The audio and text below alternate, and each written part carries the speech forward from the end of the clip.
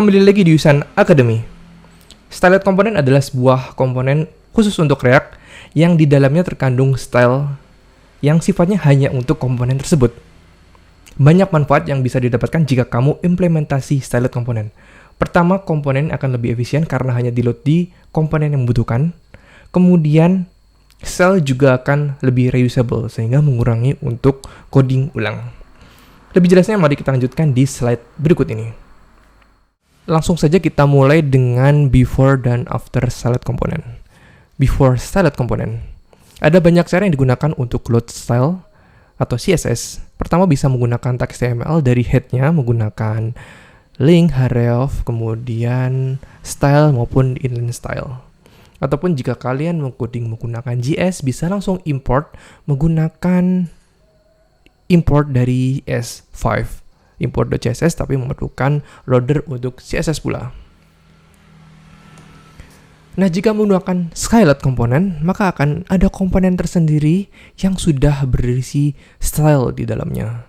Sehingga jika kalian import komponen tersebut dan render komponen tersebut di React, maka langsung menampilkan komponen sekaligus dengan stylenya. Konsepnya sendiri mirip dengan style di template Vue.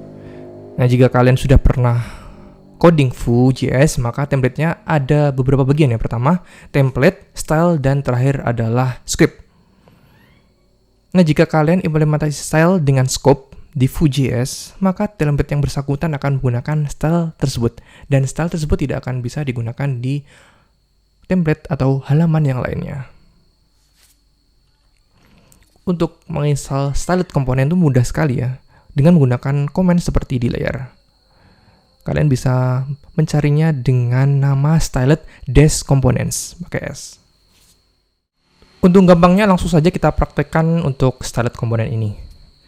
Di sini saya memiliki sebuah kasus bagaimana untuk membuat sebuah komponen button, tapi button tersebut bisa support untuk banyak sel. Contohnya seperti di gambar. Ini adalah contoh dari bootstrap button.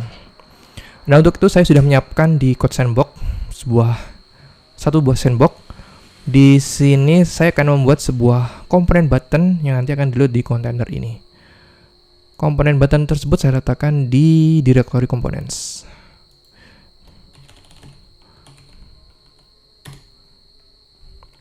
Nah, disinilah stylet komponen bisa kita import.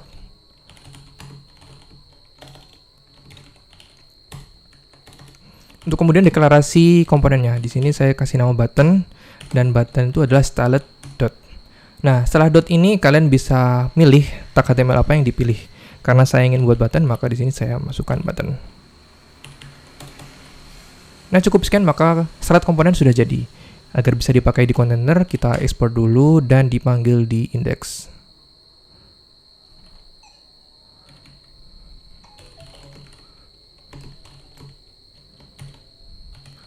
Direktorinya components and then button. Oke. Kayaknya kita ekspor default aja bisa manggilnya gampang.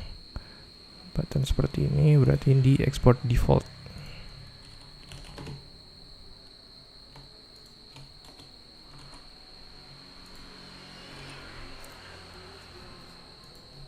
Nah, setelah ekspornya selesai, kita implementasi di bagian rendernya. Klik nih.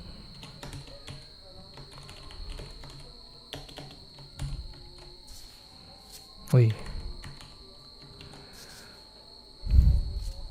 Dan ini adalah stylet komponen. Nah, untuk bisa menambahkan style, berarti kalian cuma utak-atik di bagian sini saja. Di sini saya ingin menambah font size. Langsung saja 15 px dan kasih padding.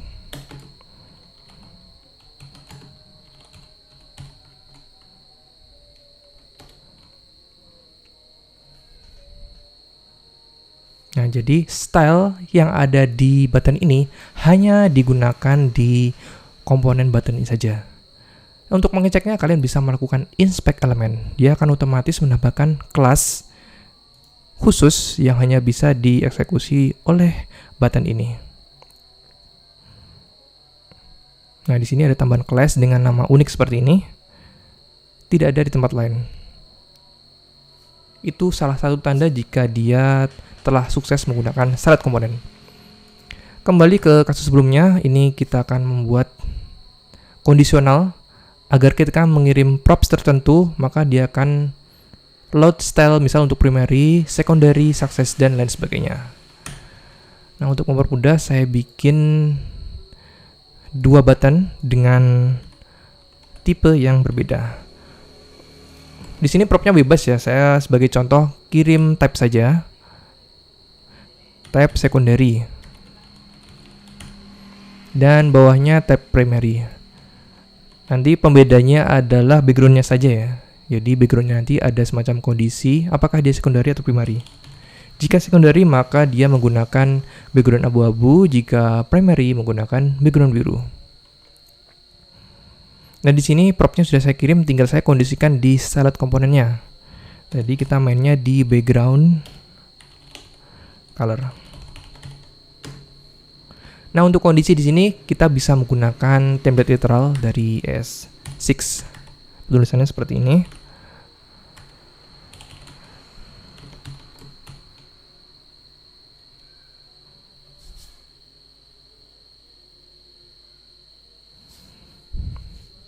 Untuk pengkondisiannya di sini saya menggunakan switch saja biar gampang. Switch props.type. Agar tidak error, jangan lupa set defaultnya dan returnnya pastikan langsung string ya. Di sini defaultnya itu pagar 00. FFF saja. Sorry, ini karena sudah di dalam backtick jadi tidak perlu backtick lagi. Cukup langsung $ dan kurung kurawal seperti ini.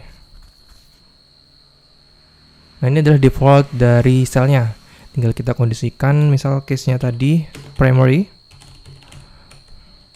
maka returnnya blue.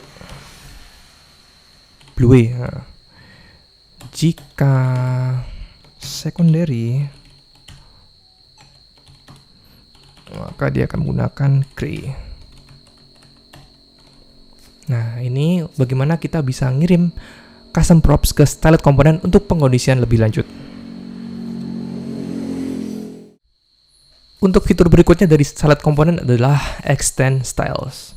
Tujuannya adalah untuk kita menggunakan style yang sudah pernah dibuat di styled komponen yang sebelumnya di styled komponen yang baru. Untuk sampelnya di sini saya ingin membuat sebuah button baru dengan nama new button.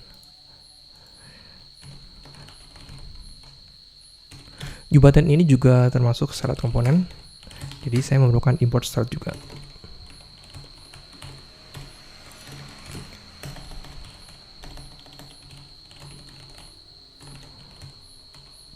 Tapi yang bikin beda adalah saya ingin menggunakan style dari button yang sudah kita buat sebelumnya tadi. Nah, pertama dimulai dari import buttonnya terlebih dahulu.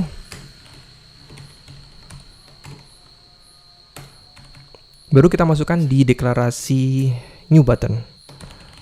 Nah, seperti ini penulisannya dan sisanya tinggal memasukkan style-style yang dibutuhkan. Sampelnya kita langsung saja coba di kontainer agar tampil di preview ini. New button.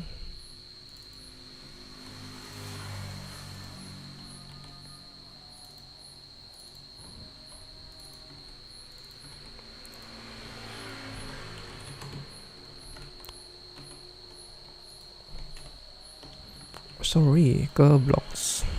This is new button. Nah, new button ini meskipun beda komponen tapi menggunakan style yang sama dari button.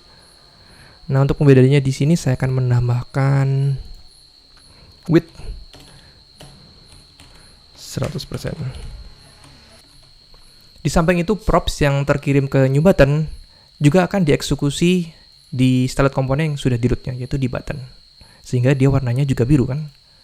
Nah, itulah untuk extend style. Styled komponen ini menggunakan stylus untuk preprosesornya. Sifatnya sama seperti dengan SCSS, bahkan bisa dibilang stylus itu SCSS-like syntax. Nah, bedanya dengan SCSS, dia nestingnya itu tidak perlu terbatas jarak. Misal jika di baris pertama kalian menggunakan nestingnya 2 spasi dan baris bawah 1 spasi, maka tidak akan menyebabkan error. Itu salah satu keunggulan dari stylus. Nah, berikut adalah sampel ketika menggunakan sudo element, sudo selector, nesting, dan ES6 template literal. Tapi sebelumnya tadi kita sudah menggunakan template literal ya untuk kondisi di button tadi ketika props mengirim type. Nah, ini template literal dari ES6. Nah, langsung saja kita sampel untuk nestingnya. Saya ingin membuat tambahan tag baru di sini yaitu span. Klik me.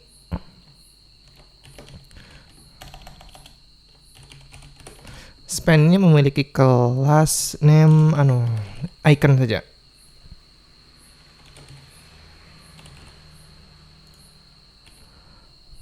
Nah, saya ingin mengkondisikan jika ada icon di dalam button, maka dia sepertinya strong saja lah, biar cepat.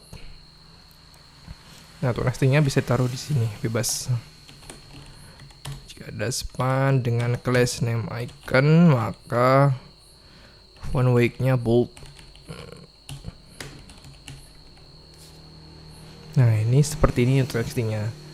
Untuk sudo element dan sudo selektornya, misal di sini ketika di hover buttonnya, saya taruh di agak atas saja.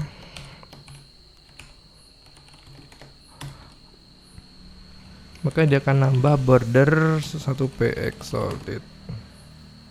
Kiri saja. Nah, seperti ini. Untuk hover. Dan berlaku untuk sudo selector dan sudo element berikutnya. Nah, yang kami suka dari styled komponen itu adalah juga support untuk server rendering.